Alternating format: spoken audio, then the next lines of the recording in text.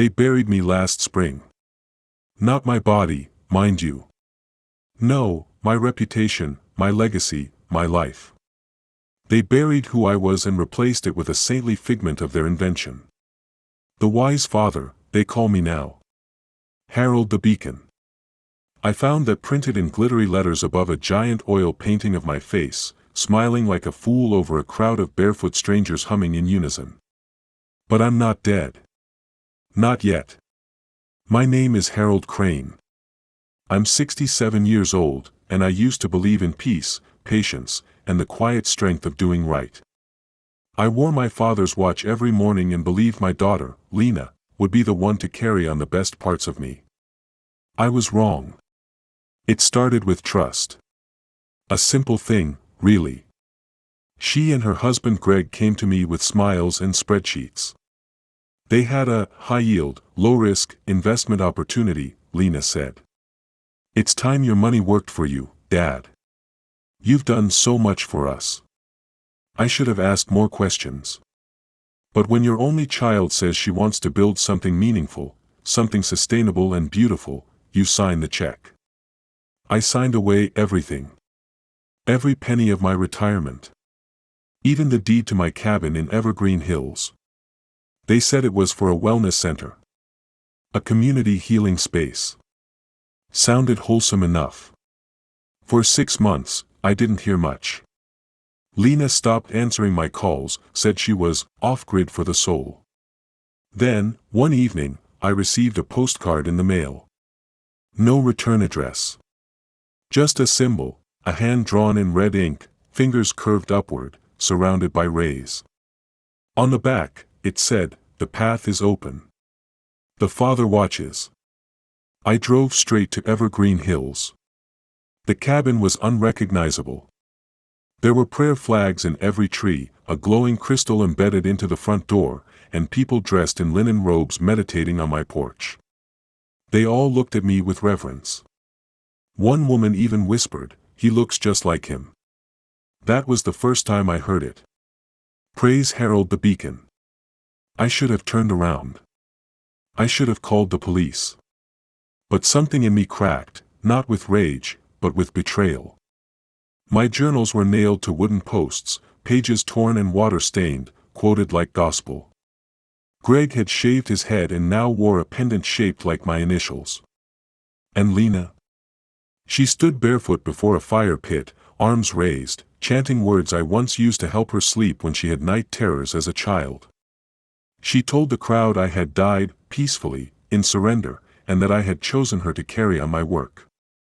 I stayed hidden behind the trees that night, watching my own funeral. 2 days later, I returned. As a mute. The cult, the Path of the Beacon, had begun recruiting janitors of karma, as they called them. Cleaning staff. Silent. Invisible. Trusted to walk among them, sweeping away their sins in silence. I shaved, stooped my posture, and took the name Ben. That's how I got in. They didn't recognize me. Or maybe they did, and chose to believe their own fiction. Either way, I'm here now. I sleep in the tool shed, scrub their floors, nod to their sermons. I pretend.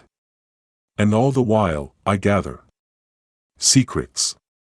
Lies. Proof. This is my story.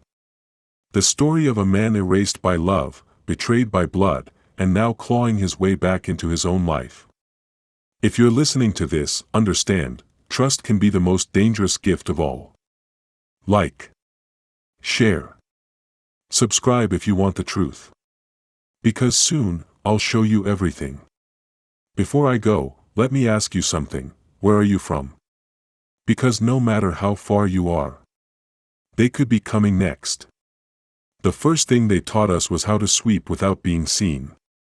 Move like breath, the head caretaker told us, a man they called Whispers.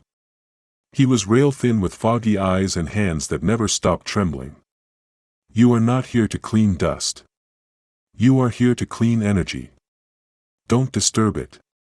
Don't judge it. Let it pass through. I nodded like the others.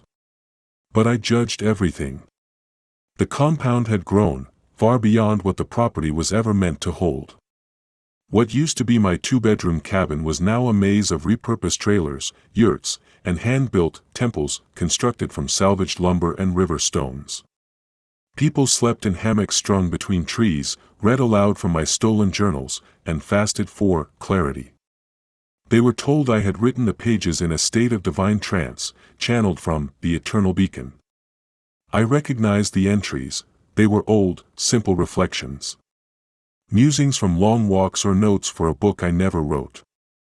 Lena had added underlines, scribbled in the margins. She'd transformed my thoughts into commandments. Stillness is the answer to noise. The heart that waits always hears. Let go of the name, and find the fire. That last one was mine. I used to write it in the margins when I meditated. I had no idea it would become the reason they burned someone's belongings every full moon. As a janitor, I was invisible. They called us vessels. We wore gray. We never spoke. They thought our silence made us pure. That we had transcended ego. The irony was suffocating. On my third day, I cleaned Lena's private chamber. It was the same room that used to be my study. The shelves were still there, but filled now with offerings, coins, jewelry, handwritten prayers. The desk was gone. In its place stood a podium with a bound book titled The Root Journals. I didn't dare open it yet. Not with cameras in every corner.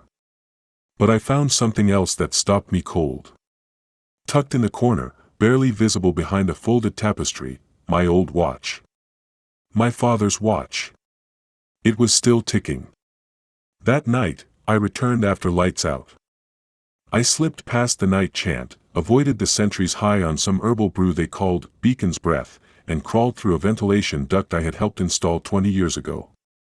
I reached the chamber again. The book was heavier than I expected. And it wasn't just my journals anymore, it had been rewritten. Crossed out. Combined. It read like scripture soaked in gasoline. There were entire sections labeled The Coming Burn.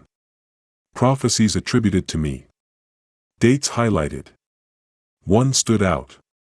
A week from now. A name beside it, Joseph Albright. I knew that name. He was a recent convert. A former school teacher from Montana who had sold everything to be here.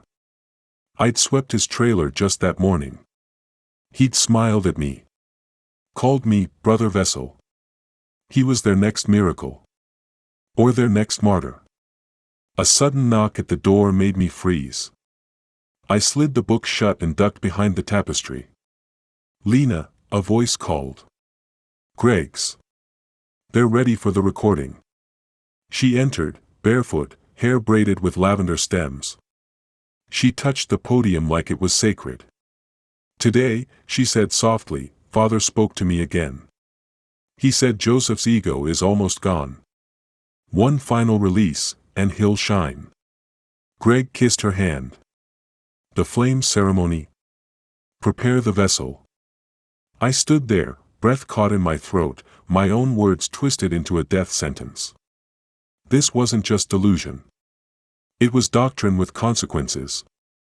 They were going to kill him. And they were going to say I told them to. I wasn't prepared for how heavy silence could be. Each step I took as Ben, the mute janitor, felt like walking on shards of glass. Every glance, every nod from the cult members was a blade twisting in the wound of knowing what was coming, and being powerless to stop it. Joseph Albright was the brightest spark in their flock. Tall, broad-shouldered, with that quiet teacher's patience in his eyes. He greeted me with the same gentle smile every time I passed, calling me Brother Vessel, like I was part of the family. But he didn't know. He didn't know the fire waiting for him. I cleaned the floors of the main hall just hours before the ceremony. Joseph was sitting cross-legged near the altar, tracing his fingers along the grooves in the wood like he was searching for a way out. Brother Vessel, he whispered when I passed, eyes wide, voice trembling despite the chant-filled room. Do you feel it? The end is near. I wanted to tell him everything. To scream that the end was a planned execution disguised as enlightenment. But my silence was my shield, and my cage. That night, I found him in the shadows near the creek. He was trying to wash the look of fear off his face but failed. "You don't belong here, do you?" I finally spoke, careful to keep my voice low, eyes darting. He jumped back, startled. Who are you?" "I'm a friend." I nodded toward the creek. "There's something you need to know. Tomorrow, the ceremony. It's not what they say." He swallowed hard, voice breaking. "They told me it's a release, a transformation. A cleansing. But the way they look at me, like I'm already gone." I placed my hand lightly on his shoulder. "You're not gone. You're alive. You need to run. Now." Joseph hesitated, eyes searching mine for a lie. I could feel the doubt clawing at his hope. "But my family, my wife. They believe." "Family can be wrong," I said, voice low but firm. "You don't have to do this." He nodded, biting his lip. "Thank you, Brother Vessel." I wanted to believe he'd make it out. That I'd saved him. But the cult was watching. Back at the compound, I noticed new faces among the members, people I hadn't seen before, their eyes sharp, always observing. Later, I learned they were sentinels, hand-picked guards who monitored every corner of the compound and every whisper of discontent. And now, the noose was tightening. The next morning, Joseph disappeared. No one spoke of it openly, but the tension was palpable. Lena's voice on the loudspeaker was colder, more commanding. Greg paced near the altar, checking and rechecking the ceremonial tools. I swept the floors where Joseph's trailer once stood. His belongings were gone, except one thing. A small, worn notebook, its cover cracked and stained. Inside, in shaky handwriting, were pages of doubt, fear, and a desperate plea: "If you find this, know the truth. They are not saving us. They are burning our souls. Trust no one but yourself." My heart clenched. Joseph had tried to warn me. Or maybe to save me. That night, I lay awake in the tool shed, the weight of betrayal pressing down harder than ever. I was supposed to be invisible, but the more I learned, the louder the truth screamed inside me. They had taken my life savings. My home. My name. And now, they were taking lives. I whispered to the darkness, hoping someone, anyone, would hear. "I am Harold Crane. And I am not done yet." The morning after Joseph vanished, the compound felt colder, like the air itself was holding its breath. Lena was quieter than usual during the morning sermon. Her voice, usually soft and melodic, now had a sharp edge, like a blade hidden beneath silk. "Brother Joseph has moved on to the next phase," she said, eyes glinting as the crowd murmured. "He is no longer bound by flesh or ego. His spirit burns brighter for us all." I clenched my fists behind my back. Moved on. That was the code for dead. I knew better. I'd seen the tools they kept hidden away, blades, ropes, and strange vessels for cleansing. Joseph wasn't ascending. He was disappearing. That day, as I cleaned the outer cabins, I heard whispers. 2 sentinels spoke low in the woods. "Beacon says the next burn must be public," one said. "Good. More faith for the followers. We'll need a spectacle to keep the donations flowing. Faith and money. The 2 flames keeping this madness alive." I followed them quietly, heart pounding, until they vanished near the old barn. I crept closer and peered through a crack in the wood. Inside, the barn was transformed into a shrine. Candles flickered, casting long shadows on the walls covered with symbols, hands, flames, eyes. At the center lay a figure tied to a wooden frame. It was a man, eyes closed, breathing shallow. It was Joseph. I didn't know how long he'd been there, or how much he'd suffered. But I knew I had to act, soon. Later that evening, I found Greg alone in the workshop, polishing a ceremonial dagger. His face was hard, eyes cold. "You're new here," he said without looking up. "You don't understand what this is about." "I understand enough," I said quietly. "This isn't salvation. It's a lie built on fear and control." He smiled thinly. "You don't get it, Ben. This is bigger than any of us. Harold Crane's words are a beacon. People need a leader. They need hope, even if it's false." I wanted to throw the dagger at him. Instead, I swallowed my anger. "Then why Joseph?" I asked. "Why the burns? Why the secrets?" Greg's smile faded. "Because faith requires sacrifice. And you're either with us or against us." I left before I said something I'd regret. That night, I wrote in the dirt outside my shed, a message to myself: find proof. Expose them. Save what's left. But how do you fight a fire when the flames are fueled by the people you once loved? I had never been good at keeping secrets. But now, every breath I took was a carefully measured lie, every step a silent dance on a razor's edge. Joseph was gone, taken, silenced, erased, and the cult's grip on the place I once called home was tightening with every passing day. The fire that didn't burn was feeding on fear, and I was running out of time. I needed proof. Proof that would expose them. But how do you gather proof when cameras and watchful eyes are everywhere? The answer came unexpectedly. Whispers, the head caretaker, the man with trembling hands and haunted eyes, was my only ally.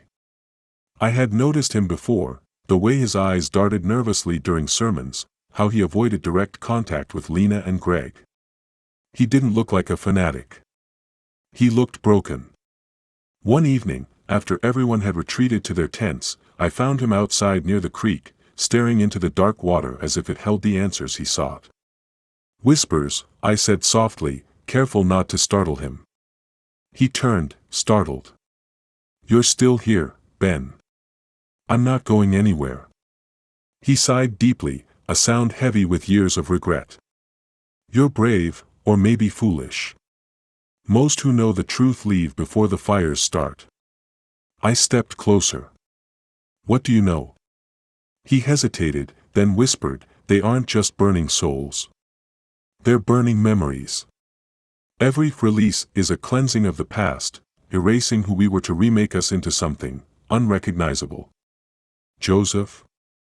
Whispers nodded, eyes hollow. "He resisted. Tried to hold on to who he was. That's why they took him." I clenched my fists. "And the others?" "Soon. Too many have disappeared. Those who question, those who doubt. They call it the purge." The word hung in the air like a death sentence. We talked for hours, plotting in hushed tones beneath the stars. Whispers had managed to hide recordings, audio and video, that documented the ceremonies, the cleansings, the moments before people vanished. He handed me a small flash drive. "This is your weapon. Show the world what's really happening." I took it, feeling the weight of the truth in my palm. But there was a catch. "Lena's watching," he said grimly. "She trusts no one. If you're caught," I didn't need him to finish. That night, I slipped the flash drive into my pocket and crept through the compound. Every shadow felt alive, every whisper a threat. I reached my shed and connected the drive to my old phone, hidden beneath loose floorboards. The files were worse than I imagined, videos of people screaming as they were bound, chanting as they were forced to drink strange concoctions, Joseph's face pale and defiant as he was dragged away. And Lena. She was more terrifying than I thought. Not just a leader, but a zealot wielding my name like a weapon. I watched her preach, the crowd hanging on her every word, quoting my journals as if they were sacred texts. The daughter I loved had become a monster. As dawn broke, I heard footsteps outside. "Greg." He knocked sharply. "Ben, time to prepare. The next ceremony is tonight." I swallowed hard, heart pounding. I wasn't ready. But I had to be. Because if I failed, Joseph would be the first of many. The night of the ceremony arrived like a storm rolling in, heavy, dark, inevitable. As the sun dipped below the horizon, the compound transformed. Candles flickered in every window, their light casting long shadows on the worn wood and twisted trees. The air was thick with incense and whispered prayers, each breath a mixture of hope and dread. I put on my janitor's uniform, gray and nondescript, the badge that marked me as one of the invisible ones. The vessels. Silent servants who cleaned up after the rituals and kept the machinery running, unseen and unheard. But tonight, silence wasn't enough. I had to be more. The flash drive burned like a secret flame in my pocket. I moved through the crowd with practiced ease, sweeping floors, emptying trash, nodding to the robed figures who greeted me like a ghost. Their eyes never lingered, never recognized. Lena stood at the altar, radiant and cold, her voice ringing out clear and commanding. Tonight, we embrace the flame. We release our past, our burdens, our false selves. We become pure light. The crowd swayed, chanting in unison. I watched faces, hopeful, terrified, resigned. All trapped. Behind her, Greg orchestrated the ceremony with mechanical precision, his hands steady as he prepared the ceremonial dagger and the vessels of oil and herbs. I slipped away toward the barn. Joseph's absence was a hollow ache in the air. The sentinels patrolled the perimeter, their sharp eyes slicing through the darkness. I hugged the shadows, heart pounding, until I found the loose board I had pried open days before. Inside, the barn was colder than I remembered. The scent of smoke and fear lingered. I crept forward and found a hidden trapdoor beneath a pile of straw. I lifted it slowly, the creak loud in the silence, and descended into the darkness below. The underground chamber was small, damp, and reeked of old earth and desperation. There, shackled to the wall, was a man. Joseph. His eyes, wide and wild, locked onto mine. "Harold," he whispered hoarsely. I swallowed the lump in my throat. "It's me." He managed a weak smile. "I knew you weren't dead." I checked his bindings, old rope, worn but holding fast. His clothes were torn, his face gaunt, but his spirit flickered still. "We have to get you out," I said urgently. Joseph shook his head. "They'll kill anyone who tries to run." "They don't know I'm alive," I said. "I can get you out." He studied me for a moment, then nodded. As I worked to free him, the sound of footsteps above made me freeze. "Ben." Lena's voice, cold and sharp. I slammed the trapdoor shut and grabbed Joseph's arm, pulling him into the shadows. Lena's footsteps came closer, then receded. I exhaled slowly. They were close to finding us. I whispered to Joseph, "We need a plan." He nodded weakly. "The records, the flash drive. If we expose them, maybe they'll stop." I wasn't convinced, but it was hope. We climbed out of the cellar, careful not to make a sound. Back outside, the ceremony was reaching its crescendo. Lena's voice rose, powerful and hypnotic. "Feel the flame. Become the light." Suddenly, a scream pierced the night. The crowd parted to reveal a woman on her knees, arms bound, eyes wild. I recognized her, Mara, a young convert who had questioned the teachings days before. Greg advanced, dagger in hand. "No one leaves the fire without sacrifice," Lena intoned. My heart raced. This was the moment to act. I stepped forward, clearing my throat, the first sound I'd made in weeks. Silence fell. All eyes turned to me. Lena's gaze narrowed. "Ben." I straightened. "This ends tonight." Gasps rippled through the crowd. "You're the man they said was dead," she hissed. "Yes," I said, voice steady. "I am Harold Crane." And I'm here to end this madness. Lena laughed, a sound without joy. You think you can stop what we've started? This is bigger than you, Harold. It's your legacy. No, I said. It's your corruption of it. Joseph stepped forward, weak but defiant. Please, he begged the crowd. Don't let this fire consume you. The moment hung suspended. Then chaos exploded. The sentinels lunged toward us. I grabbed Mara and Joseph, pushing through the panicked crowd. Flames from the torches cast wild shadows. I felt a sharp pain in my side, Greg's dagger. But I kept running. Freedom was just beyond the trees. Behind me, the cult's chants turned to screams. I didn't look back. The world had changed overnight. I had revealed myself. The cult had shown its true face. And the fight was only beginning. Pain blossomed in my side like fire, sharp and insistent, but I didn't stop. Mara's grip was tight on my arm, Joseph staggering beside us, their breaths ragged, hearts pounding with terror and hope. The forest was a dark maze, but I knew every path. The trails I'd walked as a young man, before my daughter's dream turned into a nightmare. Behind us, the angry screams of the cult's followers echoed like a pack of wolves hunting their prey. Keep moving, I whispered. We're almost there. Branches whipped at my face. Roots threatened to trip us. My lungs burned. But I pushed harder. We burst out of the trees into an open field, cold moonlight bathing the grass in silver. Freedom was close. Then a shout I didn't expect. Stop! Greg stepped into the clearing, dagger glinting in the moonlight, eyes wild with fury. He charged. Instinct took over. I sidestepped, grabbed a fallen branch, and swung with everything I had. The branch cracked against his arm. He stumbled back, snarling. Joseph collapsed to his knees. Mara looked at me, terrified but determined. We can't keep running, she said. I nodded. We need help. But who? The nearest town was miles away.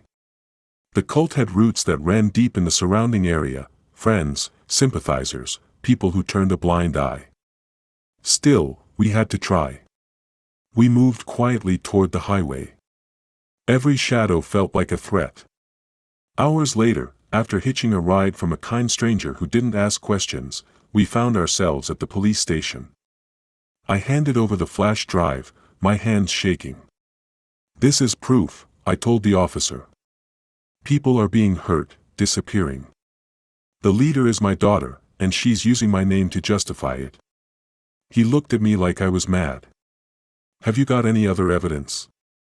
I swallowed. Not yet. The officer sighed, placing the drive on his desk. We'll look into it. But I knew how slow the law could be. Back outside, Mara and Joseph clung to each other, shadows of what they once were. We can't go back, Joseph said. But we can't stay here forever. I looked at them both, the broken, the betrayed, the hopeful. We fight, I said.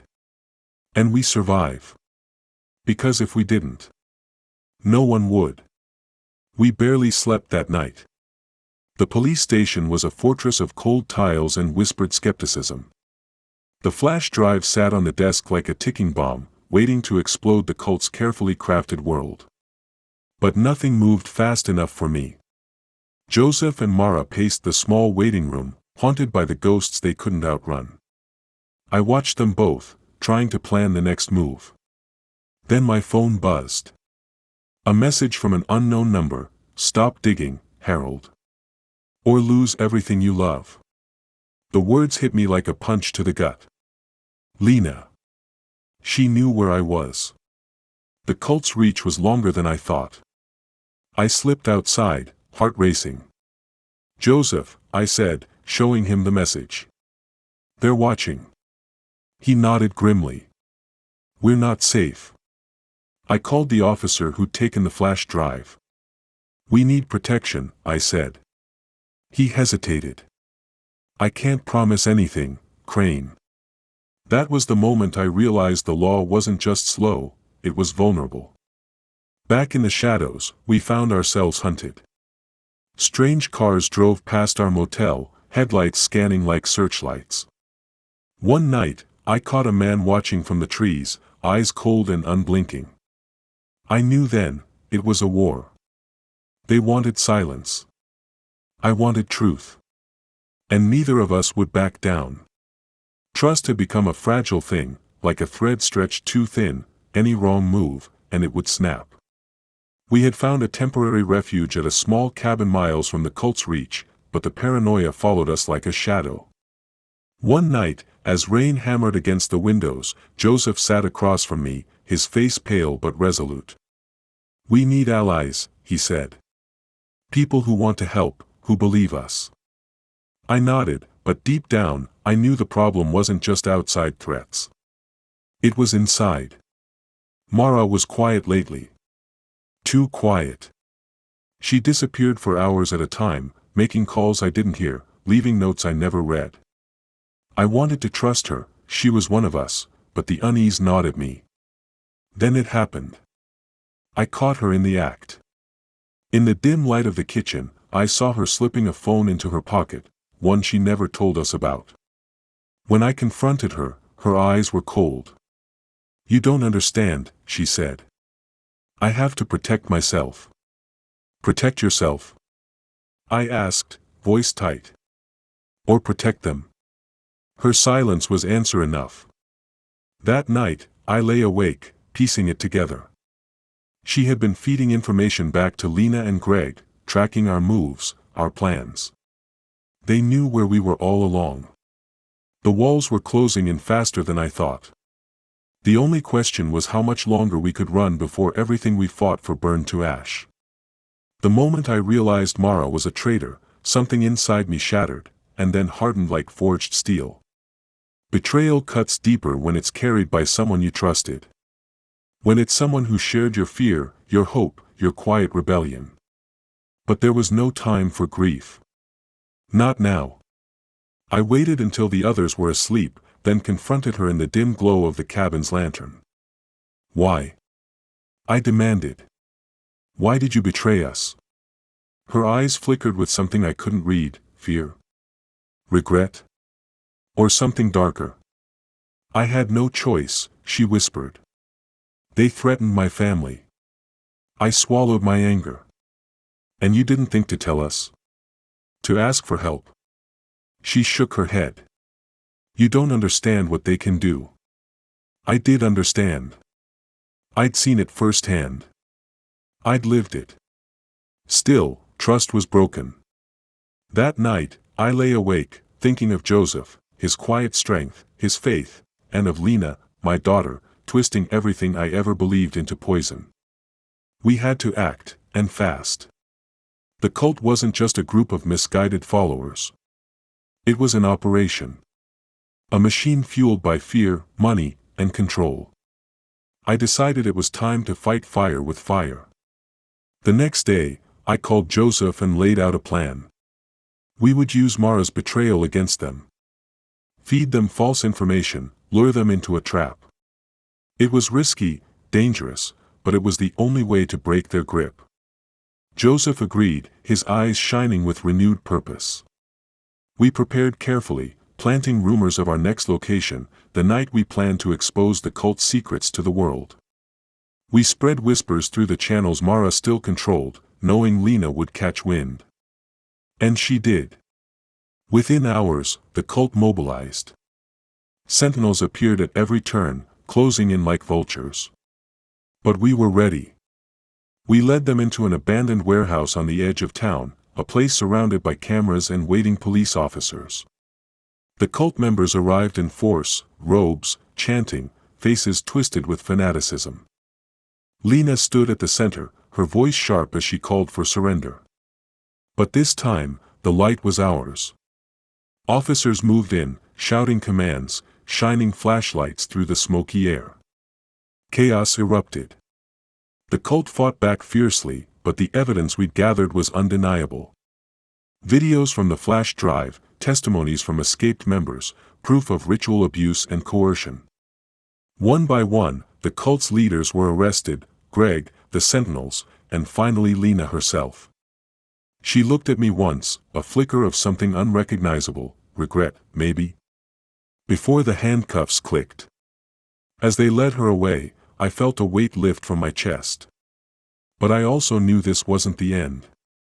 There would be whispers in the dark, loyalists waiting to rise again. Still, for the first time in months, I dared to hope. We had taken back our lives. And maybe, just maybe, I could finally reclaim who I once was. The cuffs clicked shut around Lena's wrists, but the silence that followed was heavier than any prison cell.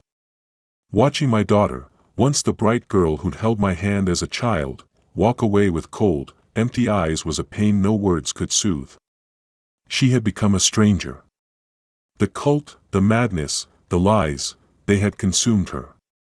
And for months, they'd consumed me too. When the police cleared the compound, we found the faces behind the fanatical devotion, broken people, lost souls, some too far gone to heal quickly. Joseph and Mara, once victims of the cult's twisted rituals, looked at me with wary hope. "We're free," Joseph said quietly, voice thick with emotion. "Not just free," I replied, though my heart felt heavy. "We're survivors." But freedom wasn't the same as peace. The media descended like vultures, eager for sensational headlines and quick sound bites. My story was everywhere: the betrayed father, the cult that nearly destroyed everything, the journals turned into scripture. Every interview, every photograph reopened wounds I hadn't even realized were still bleeding. At night, the silence was worse. The empty cabin in Evergreen Hills, once my sanctuary, felt like a mausoleum of dreams. I wandered the woods, trying to find the man I'd been before the nightmare began. Sometimes, I thought I saw shadows moving at the edges of my vision, ghosts of the past. And then there were the nightmares. Lena's voice calling me dead. Joseph's hollow eyes. The screams during the ceremonies. I knew the scars wouldn't fade quickly. Therapy helped, but the hardest part was forgiving. Forgiving my daughter. Forgiving myself for trusting too much. Forgiving a world that let something so dark grow in the light. But even as I grappled with the past, a small spark remained. A spark of hope. I started writing again, not journals twisted into cult texts, but my own truth. Letters to no one but myself. Pieces of healing and redemption. One morning, as the sun broke through the trees, Joseph and Mara came to visit. "We're building something new," Joseph said, eyes bright. "A community grounded in honesty, compassion, and real healing." Mara nodded. "We want you to be part of it." I looked at them, these survivors who had become my family. And I knew, this was the beginning of something different. Something better. But the path ahead was long. And shadows still lingered. There would be days when the fire felt too heavy. When the weight of loss threatened to pull me under. Yet, I had survived. I had fought. And I was ready to live again. The sun rose over Evergreen Hills, casting long golden beams through the mist that curled among the pines. The cabin stood quiet, a silent witness to the years of hope, betrayal, and broken dreams. I watched from the porch, clutching a warm cup of coffee, the steam mingling with the cool morning air. For months, I had tried to stitch my life back together, piece by fragile piece. The scars the cult left on me were deeper than anyone outside could see. They were not just on my skin or in my memories, but etched into the very core of who I was. I had lost more than money or property. I had lost my daughter, the woman I had trusted with everything. And yet, somehow, I was still here. I was still fighting. Joseph and Mara's new community was a beacon in the darkness, a fragile spark of something real and healing amid the wreckage. They had taken over an old farmhouse a few miles from the compound, turning it into a sanctuary for those like us, survivors searching for a way forward. I found myself drawn to it again and again, welcomed as a quiet elder, a witness to the horrors but also to the hope. One afternoon, I sat beneath a giant oak tree on the farm's edge, watching Joseph lead a group in meditation. His calm strength had returned, though his eyes still bore the weight of what he'd endured. Mara approached, her smile soft but tired. "We're planning to reach out to other survivors," she said. "Spread the word. Build a network." I nodded. "That's good. People need to know they're not alone." She hesitated, then added, "But not everyone wants to be found. Some are scared. Some don't want to believe what happened." I knew that fear well. It had nearly silenced me. Rebuilding trust was a slow, fragile process. Some nights, the old journals would catch my eye. The ones Lena had twisted into twisted scripture. I'd stare at the pages, wondering how something so simple, my private thoughts, my hopes, could be weaponized against me and so many others. One evening, as I sat in the dim light of my cabin, I started writing again, not the carefully guarded words of the past, but a new journal. A journal of truth. I wrote about the lies, the betrayals, the cost of silence. And I wrote about hope. Because hope was the only thing that could keep me moving forward. But even as we built something new, the past refused to stay buried. One night, a call shattered the calm. A voice, cold and unfamiliar, warned me to stop. "Your daughter's not done yet. Neither are we." I knew then that the cult's shadow stretched farther than I thought. It wasn't just a chapter in my life. It was a wound that still bled. Determined to protect the survivors and myself, I began working with local authorities and advocacy groups. Together, we gathered stories, evidence, and support, preparing for a larger fight, one that would expose the cult's remnants and prevent them from rising again. But the deeper I dug, the more I realized how deep the rot went. Old allies had turned into enemies. Trusted friends whispered lies. I was no longer just a victim. I was a target. One evening, as I returned home, I found my cabin broken into, papers scattered, my new journal missing. A cold chill ran through me. Someone wanted to silence my voice again. But I wouldn't let them. I called Joseph and Mara. "We need to be ready," I told them. "We're stronger together." The road ahead was uncertain. But for the first time in a long time, I felt something else, a fierce determination. To heal. To fight. To reclaim my life. Because the fire might have burned me down. But from the ashes, new embers were rising. The days grew longer, but the weight on my chest never lightened. Each morning I woke hoping the nightmare was over, but the shadows lurking beyond the edges of my fragile peace told a different story. Evergreen Hills was quieter now, the cult's twisted echo fading, but the war wasn't finished. It was evolving, hiding beneath new faces, new voices. Joseph and Mara had become my closest allies, but even they couldn't shield me from the creeping sense of danger. Our little community worked tirelessly to reach out to survivors, build trust, and reclaim stolen lives, yet every step forward seemed met with invisible resistance. One evening, I found a note slipped beneath my door. No signature. No explanation. Just 3 chilling words, "We're still watching." My hands trembled. The past had returned, uninvited and relentless. We gathered in the farmhouse's worn living room, the air thick with urgency. "I don't like this," Mara admitted, voice low. "Whoever wrote that knows us, knows you." Joseph's eyes darkened. "They want to scare us into silence." "Then we don't give them that power," I said, trying to steel my own nerves. But inside, doubt gnawed. Was Lena behind this? Or someone else, more dangerous and hidden? That night, sleep was a stranger. The quiet creaks and rustles of the farmhouse became a symphony of threats. Every shadow was a face watching me, every breeze a whisper of old fears. The next morning, I resolved to find answers. I started asking questions, digging through the old contacts I tried to forget, journalists, local officials, even former cult members who'd vanished after the arrests. Piece by piece, a pattern emerged. The cult's reach had spread into unexpected places, a handful of sympathetic politicians, secretive online forums, underground groups feeding the same poisonous ideas. And worst of all, the money. Despite the arrests, funds kept flowing. Donations disguised as charity, money laundering, investments in new fronts. The nightmare wasn't just spiritual. It was financial. Systemic. I shared my findings with Joseph and Mara. "We have to expose this network," Joseph said grimly. "It's the only way to cut the head off the snake."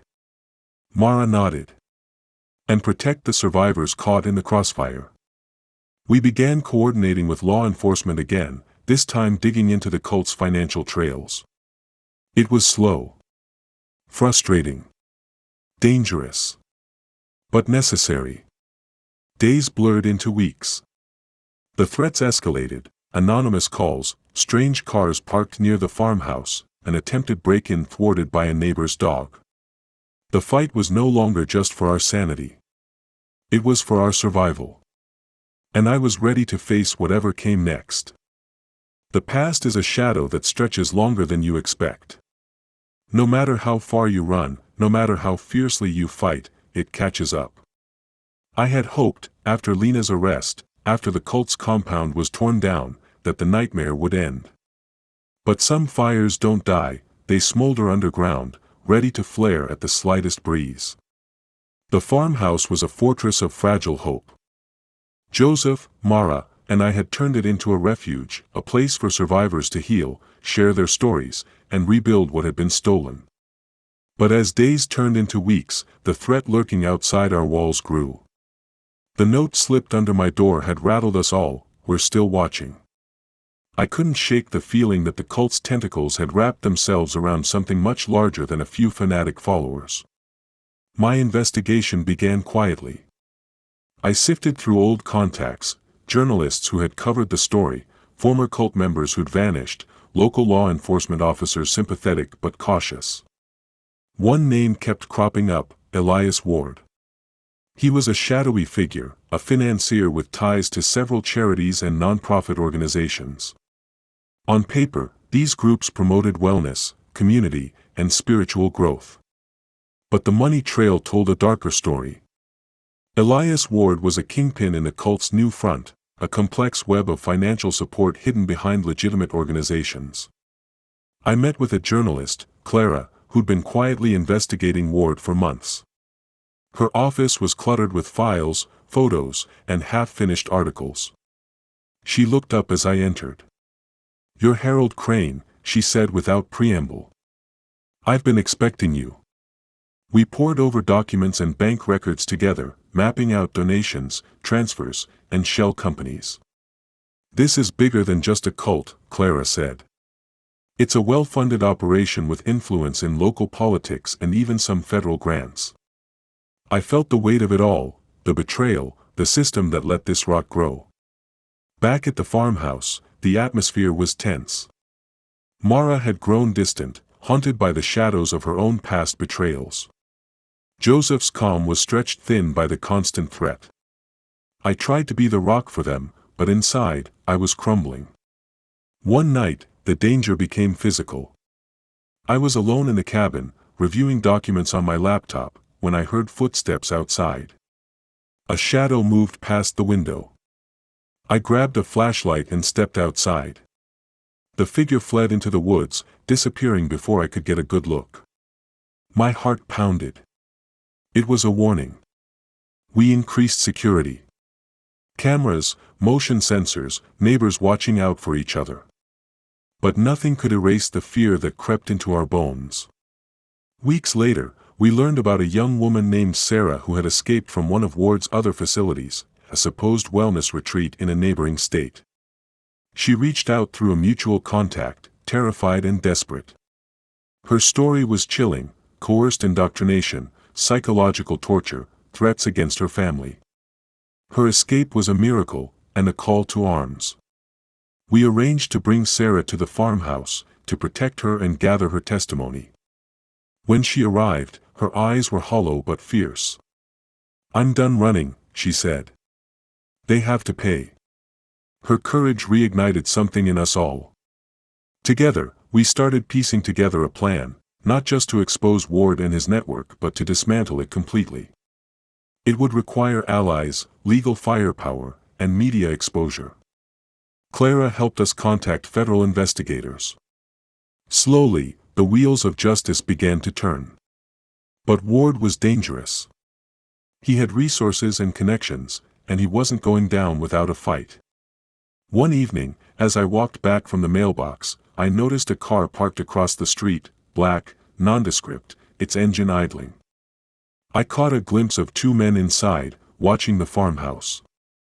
Fear surged through me, but I steeled myself. I took a photo and sent it to Joseph. The next days were a blur of meetings, calls, and preparations. We had to be ready. The cult's remnants were mobilizing. One morning, Mara found a note pinned to the farmhouse door: "You can run, but you can't hide. The beacon still watches." It was a chilling reminder that the cult's ideology lived on, even if its leaders were behind bars. Our work took a toll. The constant threat frayed our nerves. We argued, we doubted, but we never gave up. Then, just when it felt like the net was closing, disaster struck. Sarah disappeared. We found her room empty, her belongings gone. No note, no warning, just a chilling silence. Panic set in. Had Ward's men found her? Was she safe? Or had she been taken back into the nightmare? We contacted the authorities immediately, but the trail was cold. The fear returned tenfold. I realized then that this fight wasn't just about exposing the cult. It was about protecting the survivors, the ones brave enough to escape and strong enough to stand against the darkness. Every day was a battle, between hope and despair, truth and lies, survival and surrender. I stood on the porch one evening, looking out at the fading light. The farmhouse was quiet now. But the shadows were still there. Waiting. Watching. And I knew one thing for certain: this war wasn't over. Not by a long shot. The farmhouse felt emptier without Sarah's presence. Her absence echoed through the rooms like a hollow warning. Every knock on the door, every creak in the night, made my heart leap, only to fall back into the pit of dread. Joseph, Mara, and I gathered around the kitchen table, faces drawn and tired. "We have to find her," Mara said, voice trembling. "Before they do." I nodded, feeling the weight of the unspoken truth: if they found Sarah first, the nightmare would deepen, for her and for all of us. The local police had been slow to act, but Clara and I managed to get a few federal agents involved. They were cautious but willing to help. We shared everything: Sarah's story, the note, the surveillance photos of the black car. The agents warned us: Ward's network was more extensive and dangerous than we'd imagined. Days turned into restless nights of phone calls, meetings, and searching. We used every contact, every lead. Survivors connected through encrypted messages, anonymous tips, even secret forums. Slowly, a picture emerged: Sarah had been taken to a remote facility, disguised as a retreat deep in the mountains, far from prying eyes. Determined, Joseph and I decided to visit the nearest towns to the suspected location. We knew it was risky, Ward's men were everywhere, but we had to try. The drive was tense, the silence between us heavy. When we arrived, the locals were tight-lipped, wary of outsiders. Rumors swirled of strange groups and disappearances, but no one wanted to get involved. At a small diner, an old man slipped me a folded piece of paper. "Be careful," he whispered. "They watch the roads." Inside was an address and a phone number, scrawled hastily. A lead. We called the number at night. A woman answered, voice low and guarded. "I know Sarah," she said. "She's alive but scared. They keep her under watch." She refused to give more but promised to help, if we could prove we were allies. Back at the farmhouse, we planned our next move. Mara reached out to more survivors, building trust and gathering strength. Clara ramped up the media exposure, publishing detailed stories that rattled Ward's network. Pressure mounted. Ward responded with intimidation, legal threats, smear campaigns, and worse. The farmhouse was broken into again, this time, Mara's bedroom. Her diary was gone. The fight wasn't just for survival anymore. It was for justice. One night, as Joseph and I returned from a meeting, headlights flooded the driveway. A car pulled up, Sarah. Exhausted, frightened, but free. She collapsed into my arms, tears streaming. "We did it," she whispered. But even as relief washed over me, I knew the shadows would never fully leave. The cult's fire might have been doused, but its embers still burned, ready to ignite again. And I was ready to face whatever came next. Sarah's return to the farmhouse was a fragile victory, a beacon of hope in a long, dark battle. Yet the threat wasn't over. Elias Ward's shadow stretched wide, funded by a labyrinth of shell companies and charitable fronts. If we wanted to stop the cult for good, we had to cut off its bloodline, the money.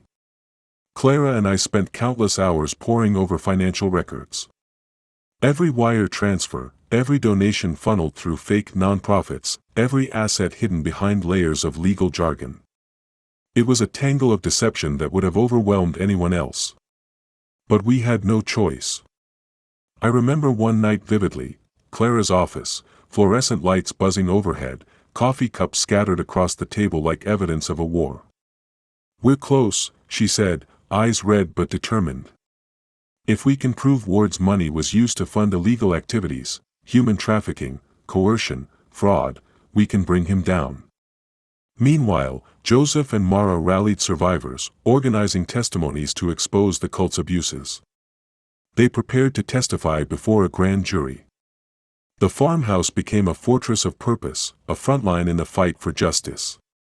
But Ward wasn't sitting idle. His allies fought back with every tool: lawsuits designed to bankrupt us, social media attacks to discredit survivors, threats meant to silence. The pressure mounted. One evening, as I locked up the farmhouse, a car screeched to a halt outside. Two men stepped out, faces hidden beneath caps and scarves. "Leave Ward alone," one hissed. I stood my ground. "Not until he answers for what he's done." They disappeared as quickly as they came, but the message was clear. Despite the threats, we pressed forward. Clara's exposés went viral, forcing law enforcement to act faster. Ward's assets were frozen. Several of his associates were arrested. It was a victory, but it felt fragile, like the calm before a storm. One night, as I reviewed documents, a call came through. Ward himself. "Crane," he growled. "You think this ends with me behind bars? You've only just begun to fight." His voice was ice. "We'll see," I replied. The war had shifted from shadows to daylight. And the stakes had never been higher. The battle to dismantle Elias Ward's empire had forced me into a world I never expected, a tangled web of allies, enemies, and everything in between. The farmhouse was no longer just a sanctuary, it was a command center. Joseph and Mara worked tirelessly to coordinate survivors, legal teams, and media outreach. Clara's investigative reporting kept pressure on the authorities and exposed the rot spreading through communities. But as we gained momentum, the lines between friend and foe blurred. Not everyone who offered help had pure intentions.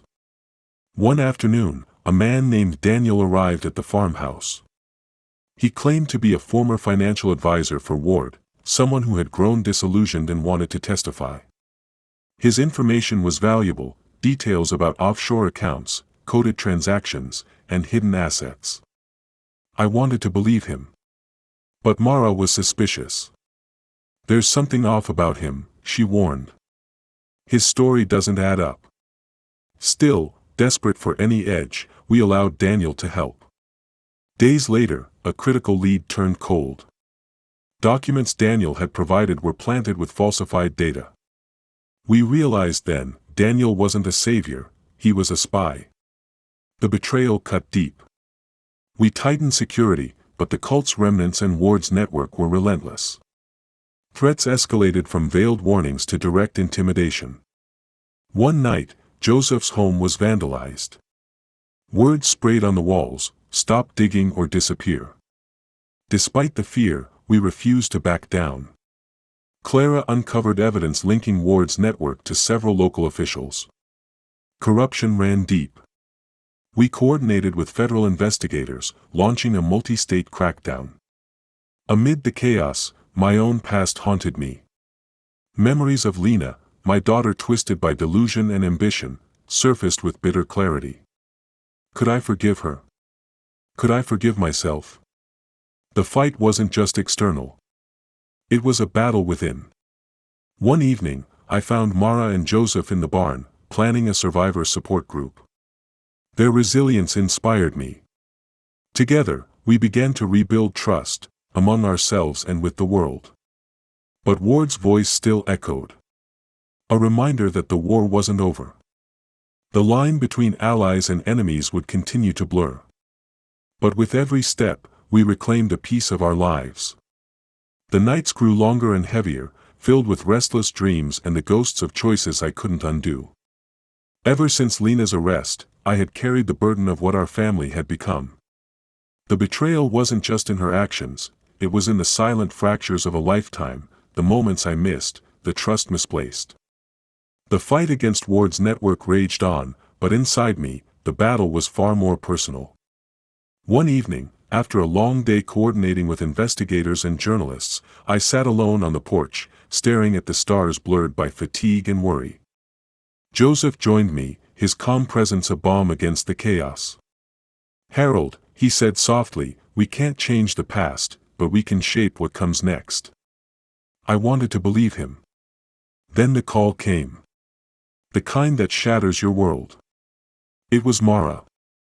Her voice was tight, urgent. "Harold, you need to see this."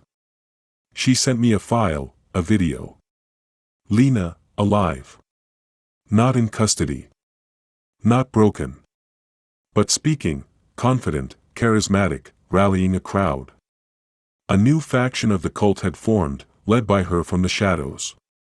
I felt the air leave my lungs. Lena wasn't finished. She had disappeared during transport months ago, and now she was building something new, smaller but dangerous. The nightmare was far from over.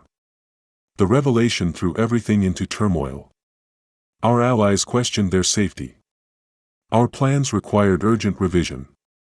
I confronted Mara and Joseph. "We have to find her," I said, voice steady despite the storm inside. They nodded. We expanded our search, following leads across state lines. The deeper we dug, the more I realized Lena's influence was subtle but potent. She preached a new doctrine, one blending her twisted interpretations of my journals with modern manipulation.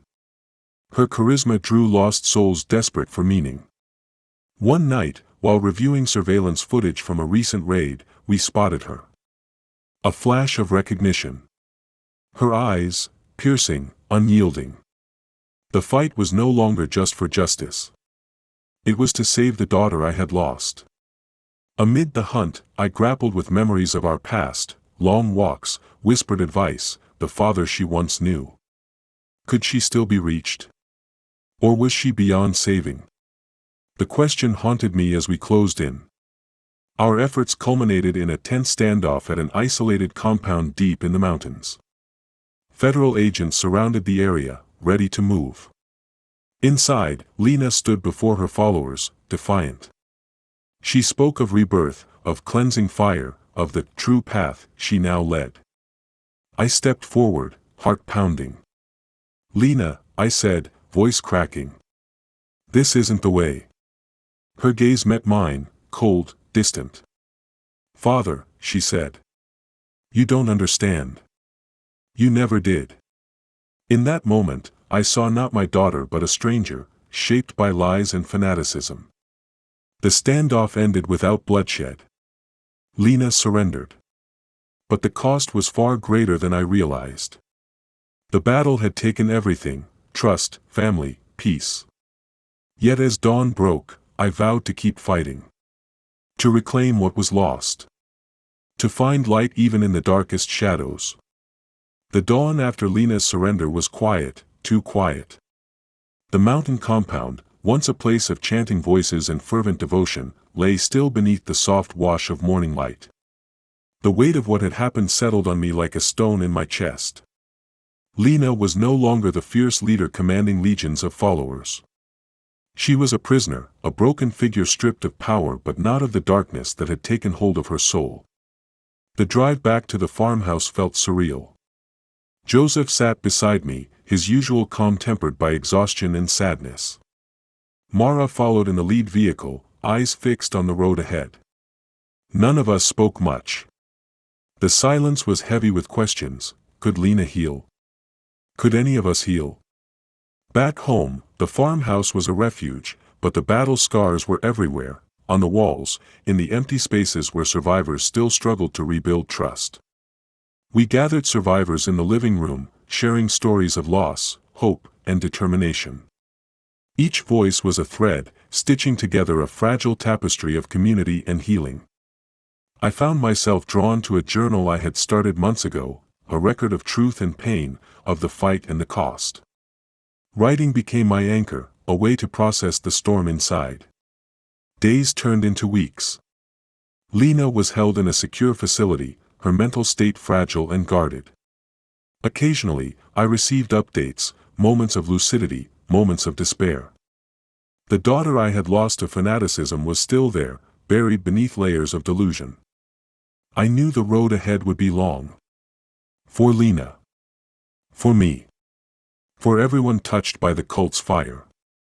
We began new programs at the farmhouse, therapy sessions, support groups, and outreach to others caught in similar webs of manipulation. Joseph and Mara led the efforts, their resilience inspiring the entire community. But healing was not linear. There were setbacks, flare-ups of fear, distrust, and grief. One afternoon, Mara approached me quietly. "There's someone here who wants to talk to you," she said. It was Lena's lawyer. She brought news. Lena wanted to speak. The conversation was brief, tentative. Lena's voice was soft, distant. "I don't know who I am anymore," she said. "I'm sorry, Father." The words hung between us, heavy, raw, and yet a flicker of something else, a glimmer of hope. I held on to that hope. For redemption. For forgiveness. For the chance to rebuild what was broken. The farmhouse community grew stronger, a testament to the human spirit's capacity to endure and heal. We honored those lost, supported those struggling, and fought to ensure the cult's shadow never darkened another life. And through it all, I learned that even fractured light could illuminate the path forward. The sky was pale with dawn as I stood on the porch of the farmhouse, the first light casting a gentle glow over evergreen hills. The air smelled of pine and fresh earth, a quiet reminder that life, no matter how battered, always found a way to press forward. I took a deep breath, feeling the cool morning settle in my lungs. The years since the cult had risen, spread, and finally fallen had been some of the hardest I ever faced. But here I was, still standing, still fighting. It's strange how a life can change in the blink of an eye. One moment, I was a peaceful man, content with simple joys and quiet wisdom. The next, I was thrust into a nightmare where my own name was twisted into a weapon, my trust shattered, and my family torn apart. And yet, through the pain and betrayal, I found something unexpected, a strength I didn't know I had. Lena's capture marked a turning point, not just for her, but for all of us. She was no longer the charismatic leader who had led so many astray. Instead, she was a broken woman, lost in the labyrinth of her own making. Her occasional messages from the secure facility revealed glimpses of remorse, confusion, and the faintest flicker of the daughter I once knew. Forgiveness is a complicated path. It isn't something that comes easily, or all at once. Some days, I was overwhelmed by anger and grief. Other days, I could almost feel the fragile threads of reconciliation weaving between us. I learned that healing doesn't mean forgetting. It means facing the truth, no matter how hard, and choosing to move forward anyway. Back at the farmhouse, the community we'd built grew stronger every day. Survivors who had once been silenced found their voices. Support groups blossomed. Therapy sessions offered a space to confront trauma and reclaim identity. Joseph and Mara became pillars of hope and resilience, guiding others as they had guided me. One afternoon, I sat with Joseph beneath the old oak tree where we often gathered. "We're doing good work," he said quietly. "Yes," I replied. "But it feels like just the beginning." He smiled. "Healing is never a destination. It's a journey." I thought about that a lot. The journey I'd taken, from betrayal to justice, from darkness to light, was far from over. But every step mattered. And the lessons were clear. Trust wisely, but don't close your heart. Stand up against darkness, even when the odds feel impossible. Hold on to hope, even when it flickers like a fragile flame. Before I turned back inside, I looked out at the horizon and wondered, where are you from? Whoever you are, wherever you listen from, know this: no matter how deep the darkness, there is always a light waiting to be found. Thank you for walking this path with me. For listening. For believing. If this story touched you, please share it. Let others know that even in the darkest places, survival and hope are possible. And if you want to hear more, subscribe, because stories like these need to be told. As I closed the door behind me, I felt the weight of the past begin to lift. The beacon was rekindled. And though the road ahead was uncertain, I was ready to face it, with open eyes and an open heart.